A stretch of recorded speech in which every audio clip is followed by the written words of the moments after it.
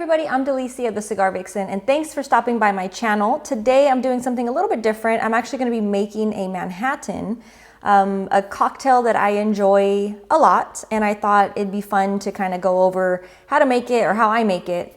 And it's very simple. I'm actually using this cool little glass. So I'm not using the traditional martini glass, which normally when I order it out in a bar, that's what it gets served in.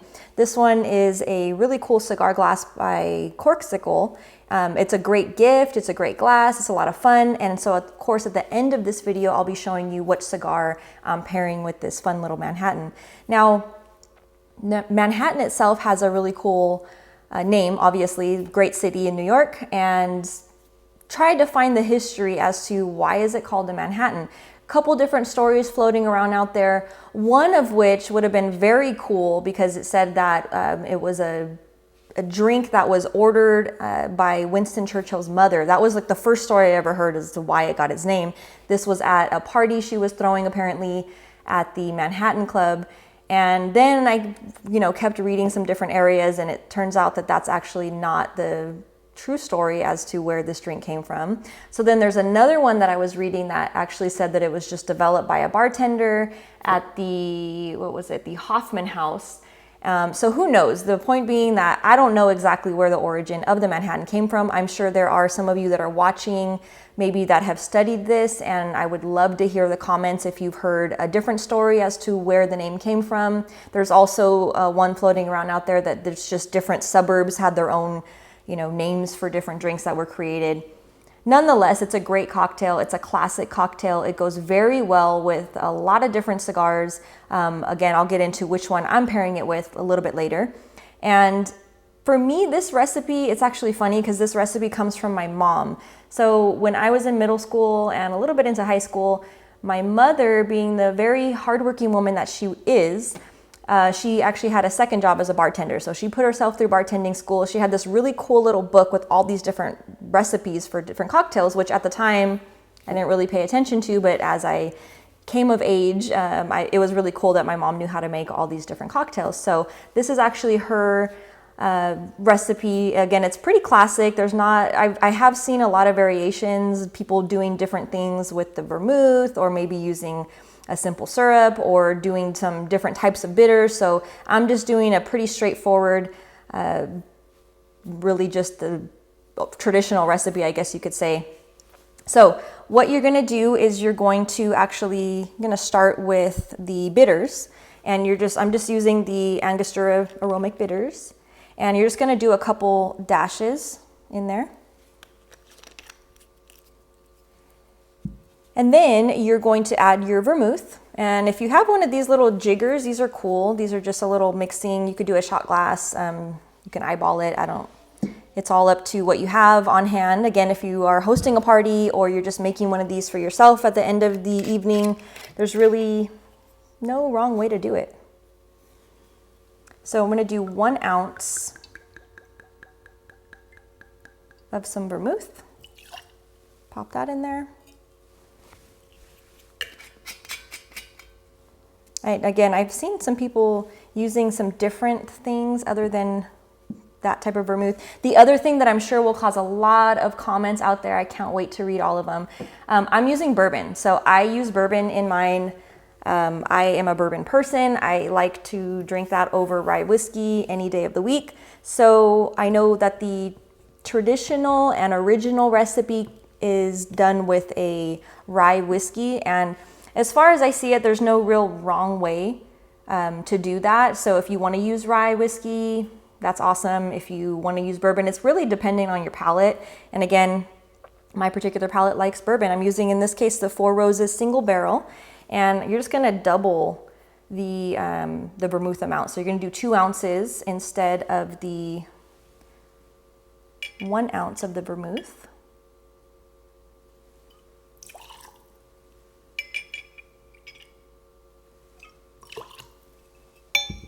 And then you're just gonna mix it up. So if you were hosting a party, or you were a bartender, or any of those things, you would ideally have your glass chilled. That would be like the best way that you could do it. So in this case, I'm gonna go ahead and pour this into my mixer. I would have probably, if I wasn't filming, just done it all in there, but just for the sake of filming, it's a clear glass. Thought it'd be cooler if you could see it that way. And I'm gonna add my ice.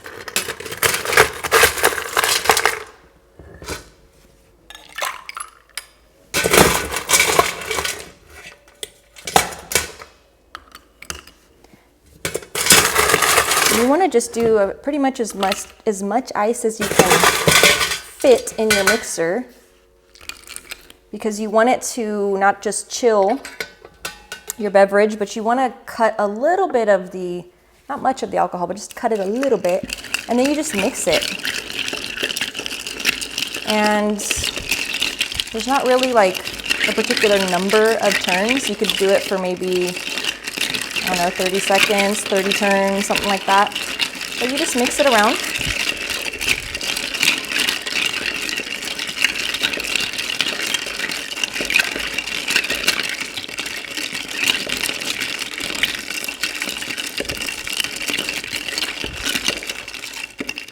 And you can see the condensation on my little mixer. So it gets it nice and cold, because that's the best way to have a Manhattan. Again, ideally in a nice chilled glass would be the best way. So now I'm gonna drop a little maraschino cherry in there, because not everybody does a cherry, but it's part of the classicness, I guess, of the cocktail. And then I'm also gonna do the little twist. This is, again, my mom's thing. So she does the little orange twist. You get a little piece of the orange rind and you squeeze it kind of just in the glass a little bit. And then you can actually rub the rim, and then you can just kind of rest it. See if it'll stay on there. It'll probably just fall in. But if you're fancy and you know how to do it a little better, you could rest it. Again, if you have a martini glass, it's a little bit better because the rim is much thinner than this one. Then you're just gonna pour it in there. Not with the ice, by the way. You're gonna strain the ice.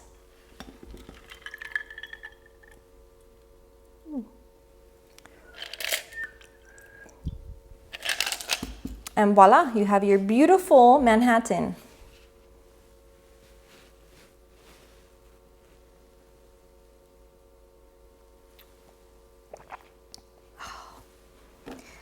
That's good.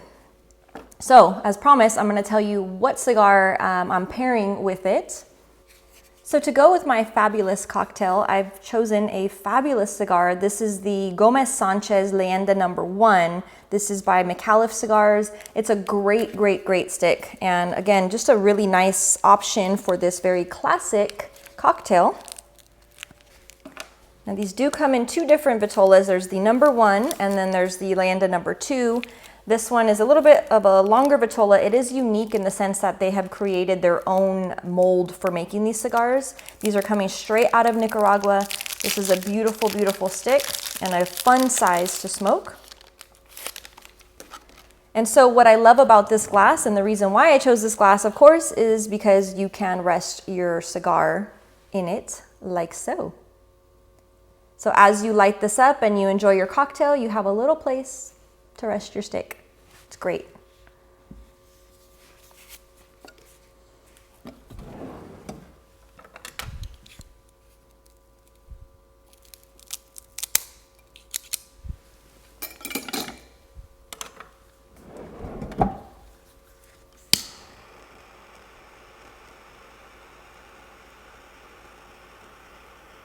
So pairings are obviously popular in the cigar world, in the spirits world.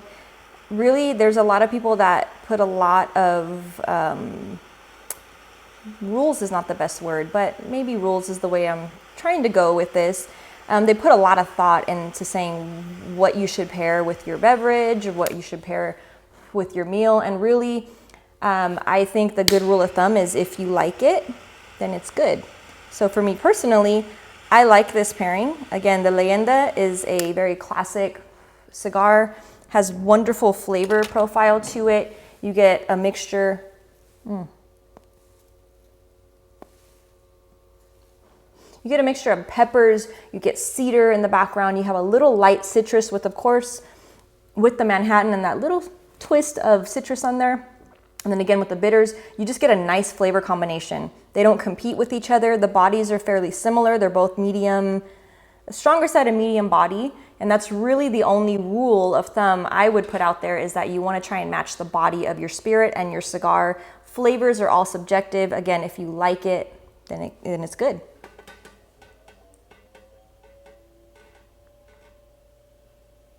And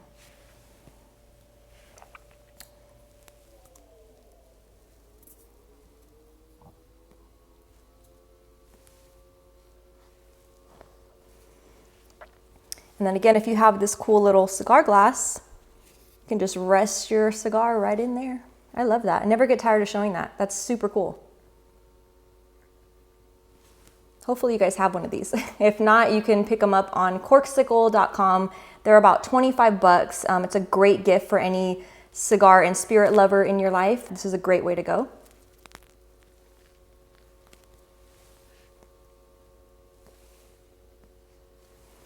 And now I'm gonna go finish enjoying my spirit and my cigar, and I hope you guys enjoyed this quick little different type of video. And thanks for tuning in. I can't wait to see you all next time. Cheers.